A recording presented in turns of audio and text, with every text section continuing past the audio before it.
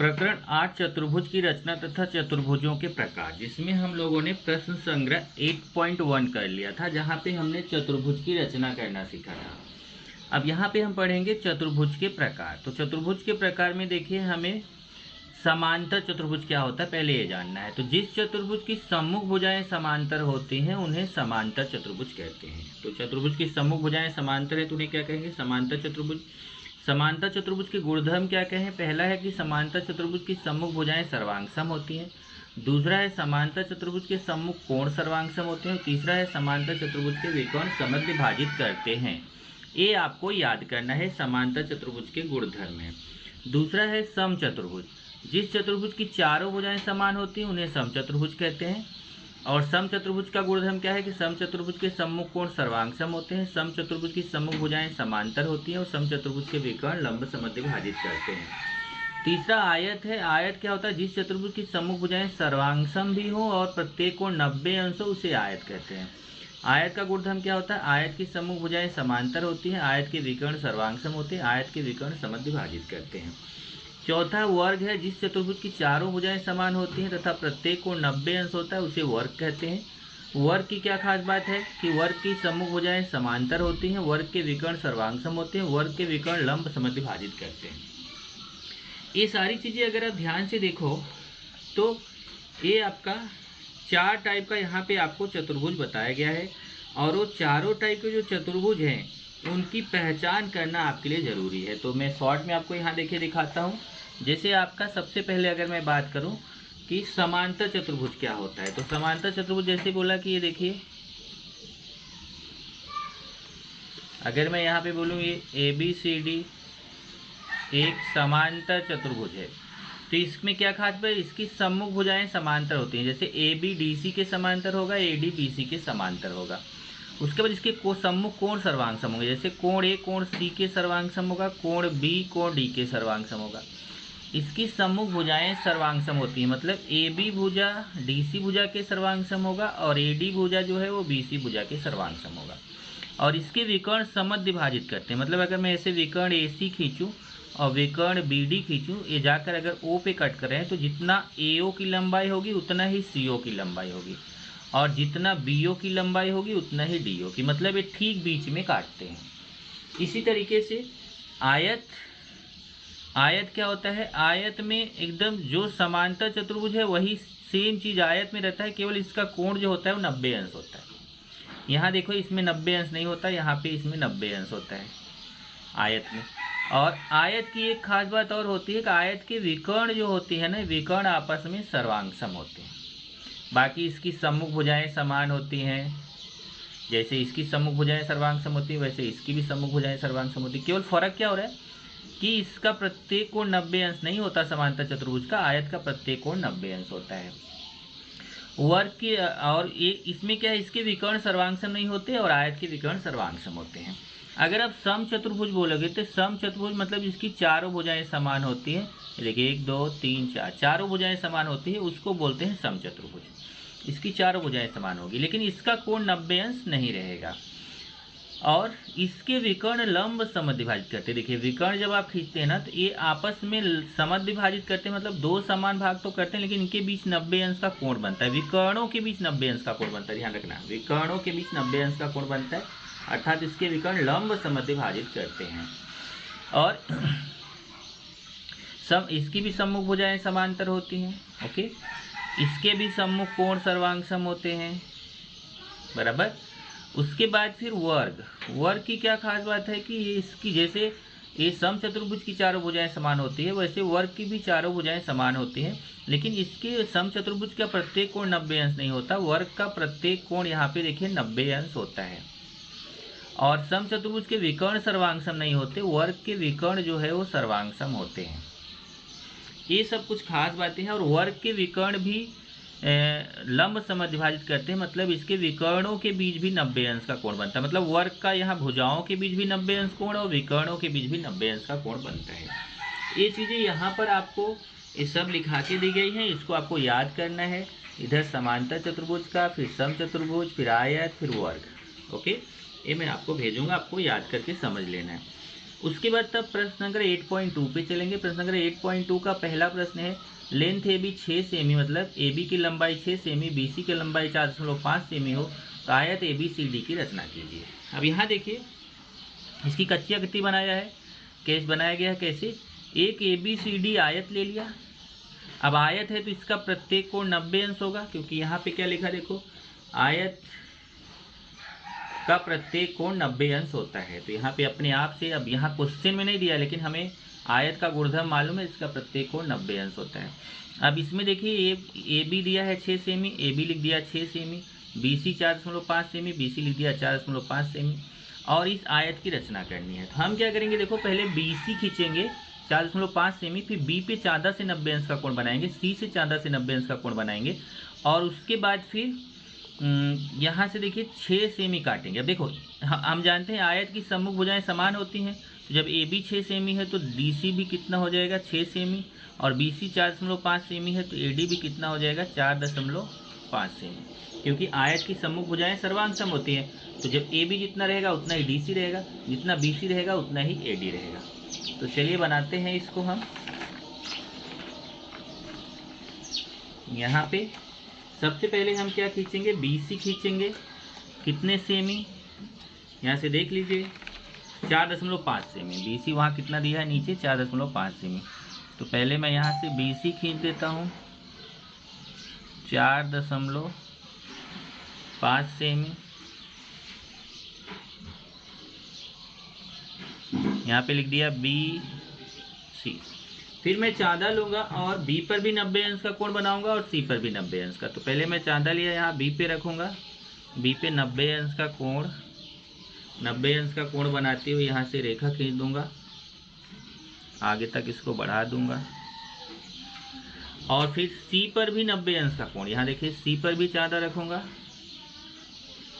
और सी पर भी रखकर 90 अंश का कोण बनाऊंगा, यहाँ से भी 90 अंश का कोण बनाती हुई ऐसे रेखा खींच दूंगा। उसके बाद तब मुझे दिया है, देखो कितना सेमी दिया है 6 सेमी दिया है। देखिए ए बी कितना है 6 सेमी, सी डी भी कितना है 6 सेमी, तो हमें 6 सेमी का चाप कट करना है।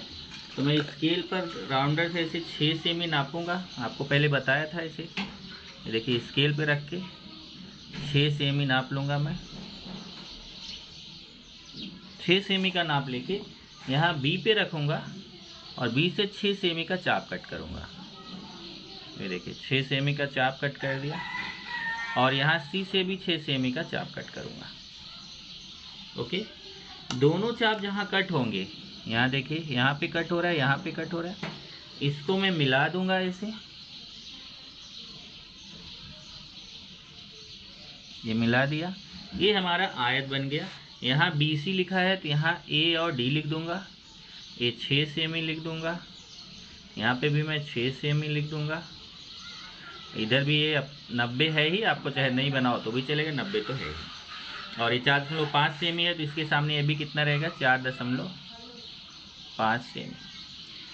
इसी तरीके से दूसरा क्वेश्चन देखिए, 5.2 सेमी वाले वर्ग WXYZ की रचना करो। अब देखो वर्ग की रचना करनी है, तो यहाँ पे देखिए WXYZ कच्ची आकृति बनाया गया, इसमें चारों भुजाएं कितनी रहेगी 5.2 सेमी का। तो मैं क्या करूँगा, सबसे पहले यहाँ पे 5.2 सेमी का एक आधार खींचूंगा, 5.2 सेमी स्केल से, 5 के बाद 2 पतली लाइन, 5.2 सेमी का आधार खींचूंगा। ये आधार में खींच दिया कितना 5.2 सेमी, और इसको मैं यहाँ पे लिख दूंगा, इसका नाम क्या है x, देख लीजिए XY। फिर मैं सभी, देखो इसकी सभी भुजाएं 5.2 हैं। पहले मैं चांदा लूँगा और 90 अंश का कोण बनाऊंगा, x पे भी जैसे आयत के लिए बनाया था, यहाँ पे भी मैं 90 अंश का कोण, और y पे भी मैं 90 अंश का कोण बनाऊंगा।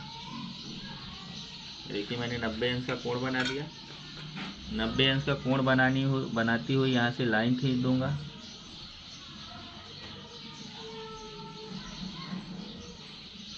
और फिर स्केल से मैं नाप लूँगा 5.2 सेमी, स्केल से मैं नापूंगा कितना 5.2 सेमी, और x पे रख के भी 5.2 सेमी का चाप कट करूँगा और y पे भी रख के 5.2 सेमी का चाप कट करूँगा। जहाँ जाके कट होंगे उसको मैं ऐसे मिला दूँगा और इस तरीके से हमारा ये वर्ग बन जाएगा। देखिए ए बी 5.2 सेमी है, ए बी 5 क्योंकि वर्ग की चारों भुजाएं क्या होती हैं, समान होती हैं। ए बी 5.2 सेमी है। एक्स वाई यहाँ पे डब्ल्यू लिख दूंगा, डब्ल्यू एक्स वाई यहाँ पे जेड लिख दूंगा। ये 90 अंश का निशान बनाऊंगा, यहाँ पे भी 90 अंश, यहाँ पे भी 90 अंश, यहाँ पे भी 90 अंश। ये हमारा वर्ग बन गया।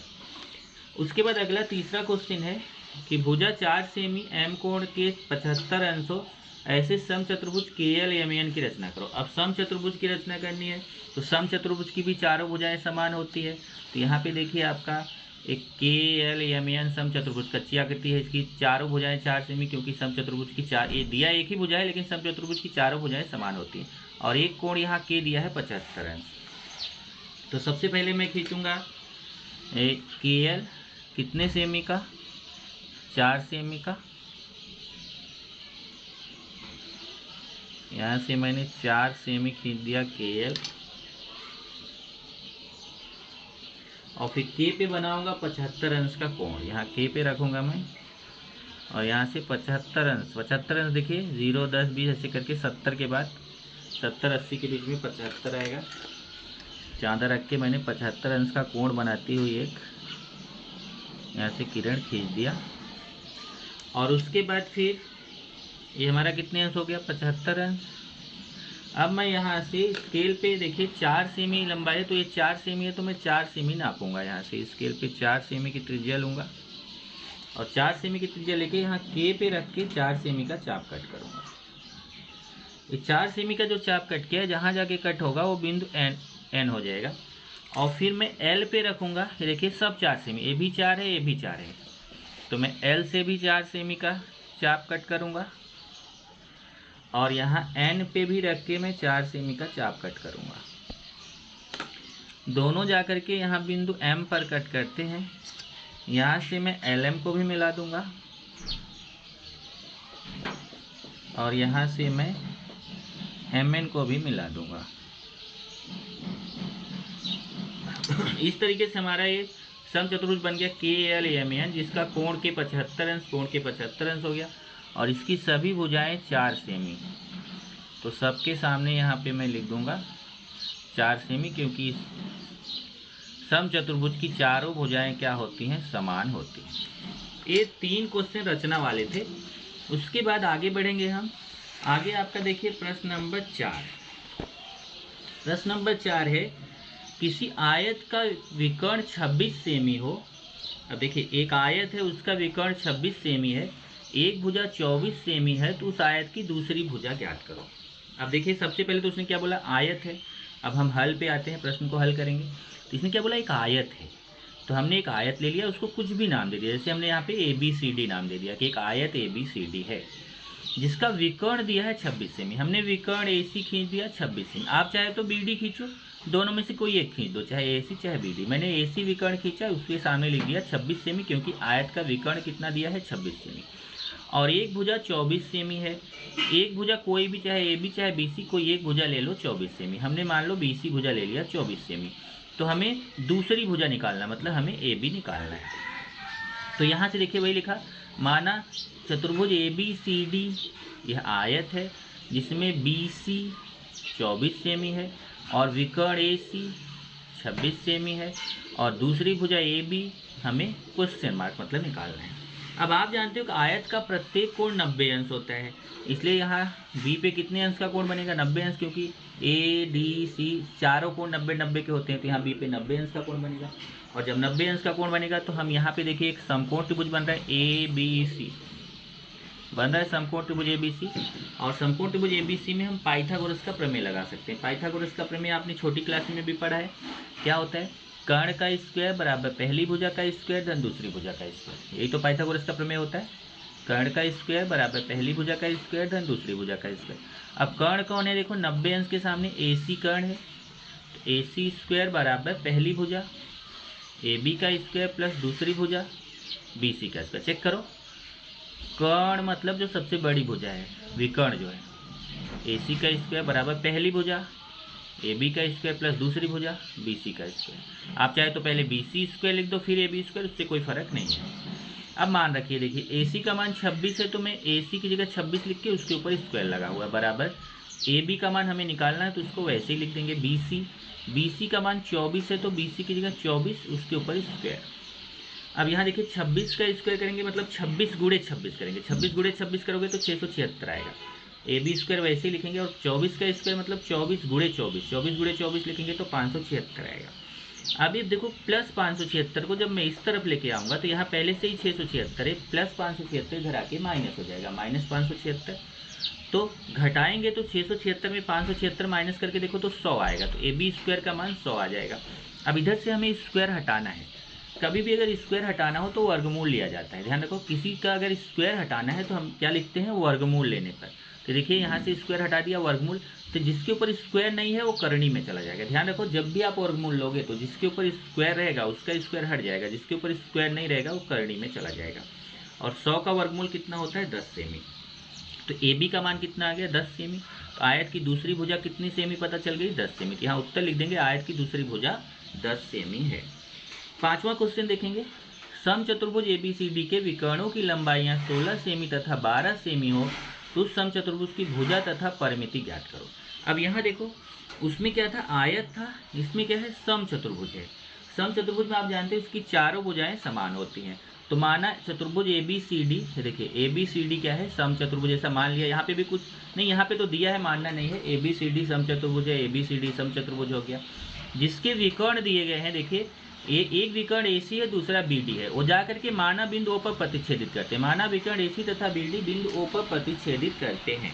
तो यहाँ पे देखिए, आप जानते हो कि समचतुर्भुज के विकर्ण लंब समद्विभाजित करते हैं। लंब समद्विभाजित करने का मतलब हुआ कि उनके बीच यहाँ 90 अंश का कोण बनता है। तो समचतुर्भुज के विकर्ण लंब समद्विभाजित करते हैं, इसका मतलब ध्यान दो कि समचतुर्भुज के विकर्ण लंब समद्विभाजित करते हैं, मतलब ये चारों कोण 90-90 के होते हैं। पर हम केवल इस त्रिभुज में पाइथागोरस का प्रमेय लगाएंगे, इसलिए यहाँ कोण 90 अंश हो जाएगा। तो यहाँ देखिए समद्विभाजित भी करते हैं। अगर AC का मान 16 दिया तो AO उसका आधा हो जाएगा 8, और BD का मान 12 दिया है तो BO उसका आधा हो जाएगा 6। यहाँ देखो AO AC बटा 2 मतलब 16/2 8 सेमी हो जाएगा, और BO जो है वो पूरे BD/2 BD का आधा हो जाएगा मतलब 6। किसी चीज़ का आधा करना मतलब बटा 2 करना है। तब समकोण त्रिभुज AOB में पाइथागोरस का प्रमेय लगाएंगे। अब समकोण त्रिभुज AOB में पाइथागोरस, ये चीज़ समझ लो फिर से, AC 16 है तो AO 8 हो जाएगा, मतलब AC का आधा, और BD 12 है तो BO उसका आधा हो जाएगा कितना, 6 सेमी। तब यहाँ पे हम समकोण त्रिभुज AOB में पाइथागोरस का प्रमेय लगाएंगे, और पाइथागोरस का प्रमेय लगाएंगे तो समकोण त्रिभुज AOB में पाइथागोरस प्रमेय से कर्ण का स्क्वायर बराबर पहली भुजा का स्क्वायर धन दूसरी भुजा का स्क्वायर, AB स्क्वायर बराबर AO square plus BO square. यहाँ देखिए AB स्क्वायर बराबर AO square plus BO square. अब यहाँ मान रखेंगे, AB का मान तो मालूम नहीं है, इसको वैसे ही लिखेंगे, और AO का मान 8 दिया है, AO की जगह 8 उसके ऊपर स्क्वायर, और BO का मान 6 दिया है तो BO का मान 6 उसके ऊपर स्क्वायर। अभी हो जाएगा AB स्क्वायर बराबर 8 का स्क्वायर कितना होता है 64, और 6 का स्क्वायर कितना होता है 36। 64 और 36 जोड़ेंगे कितना हो जाएगा 100। AB स्क्वायर बराबर 100। फिर जैसे यहाँ पे वर्गमूल निकाला था, देखिए इसी तरीके से यहाँ पे भी वर्गमूल निकालेंगे तो 100 का वर्गमूल कितना आएगा 10। इस तरीके से हमें भुजा AB कितना पता चल गई, 10 सेमी। अब आप जानते हो समचतुर्भुज की चारों भुजाएं समान होती हैं तो सभी भुजाएं 10-10 सेमी की हो जाएंगी। तो समचतुर्भुज की भुजा कितनी हो गई 10 सेमी। और जब समचतुर्भुज की भुजा 10 सेमी हो गई तो वहाँ पे हमें परिमिति निकालना है, समचतुर्भुज की परिमिति। और समचतुर्भुज की परिमिति होती है 4 गुणे भुजा। 4 गुणे भुजा मतलब भुजा का मान कितना है 10, 4 गुणे 10, 4 में 10 का गुणा करेंगे तो 40 सेमी। इस तरीके से समचतुर्भुज की भुजा पता चल गई 10 सेमी और परिमिति पता चल गई 40 सेमी। ये आपका हो गया समचतुर्भुज की भुजा और परिमिति आपने निकाल लिया। उसके बाद अगर आप देखेंगे तो यहाँ पे आपको 2 क्वेश्चन और है। एक प्रश्न 6वां है, अगर आप देखेंगे 8 सेमी भुजा वाले वर्ग के विकर्ण की लंबाई ज्ञात करो। यहाँ पे देखिए एक वर्ग है, इसकी भुजाएं 8-8 सेमी, क्योंकि चारों भुजाएं समान होती हैं, 8-8 सेमी दिया। इसका विकर्ण निकालना है, विकर्ण AC। तो आप यहाँ पे देखिए समकोण त्रिभुज एबीसी में पाइथागोरस का प्रमेय लगा के आप विकर्ण एसी निकाल सकते हो। इधर देखिए चतुर्भुज एबीसीडी दिया गया है, इसकी चारों भुजाएं 8-8 सेमी होगी, तो पाइथागोरस प्रमेय से हम इसका विकर्ण एसी निकाल सकते हैं। ये आपको होमवर्क है। ऐसे ही सातवां, किसी समचतुर्भुज का एक कोण 50 अंश है तो उसके अन्य कोण निकालो। अब देखिए ये 50 अंश है, ये वाला कोण आप निकाल सकते हो अंतः कोण से, और फिर समचतुर्भुज के सम्मुख कोण सर्वांगसम होते हैं, उससे आप डी और सी निकाल सकते हो। ये भी आपको होमवर्क है। इस तरीके से इतने क्वेश्चन आपको होमवर्क दिए जा रहे हैं। छठवां और सातवां क्वेश्चन आपको होमवर्क है।